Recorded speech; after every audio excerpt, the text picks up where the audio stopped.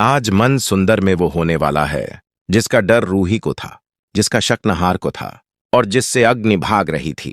सच अब सिर्फ सामने नहीं आएगा, सच आज किसी की जिंदगी तबाह भी कर सकता है। मन सुंदर के घर में आज अजीब सा सन्नाटा था। डीएनए रिपोर्ट्स की एक फाइल टेबल पर रखी थी, लेकिन उस फाइल से ज्यादा भारी थी सबकी सांसें।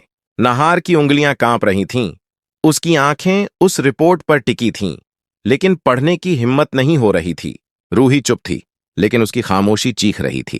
नहार ने आखिरकार रिपोर्ट खोली और अगले ही पल उसकी आंखों में गुस्से, दर्द और सुकून तीनों का सैलाब आ गया। रूही, तुम्हारा विश्वास सही था। उस बच्चे का पिता मैं नहीं हूं। ये सुनते ही रूही की आंखें भर आईं, लेकिन इस बार ये आंसू कमजोरी के नहीं थे, ये आंसू सच के जीतने के थे। पर कहानी यहीं खत्म नहीं हुई। नाहार की नजर अगली लाइन पर पड़ी और वहां लिखा था एक नाम, रोमिल। कमरे का सन्नाटा अचानक टूट गया। दादी का चेहरा पीला पड़ गया। अवनी के पैरों तले जमीन खिसक गई। रोमिल ने सफाई देने की कोशिश की।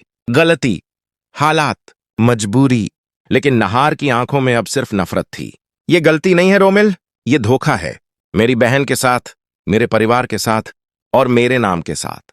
रूही ने पहली बार नहार का हाथ थामा। आज वो सिर्फ पत्नी नहीं थी, वो उसकी ताकत थी। लेकिन तभी अग्नि की चाल सामने आई। वो बच्चा जिसे सब मासूम समझ रहे थे, असल में अग्नि की सबसे खतरनाक चाल था। रूही को एहसास हो गया, ये लड़ाई अब सिर्फ रिश्तों की नहीं, ये लड़ाई सच और अंधेरे के बीच है। नहार ने फैसला किया, अब कोई समझौता नहीं होगा, अब कोई चुप्पी नहीं होगी। आज मन सुंदर के घर में सिर्फ एक सच सामने नहीं आया, आज कई नकाब उतर गए। और सबसे बड़ा सवाल अब यही है, क्या अग्नि चुप बैठेगी या अगला वार और भी ज्यादा खतरनाक होगा?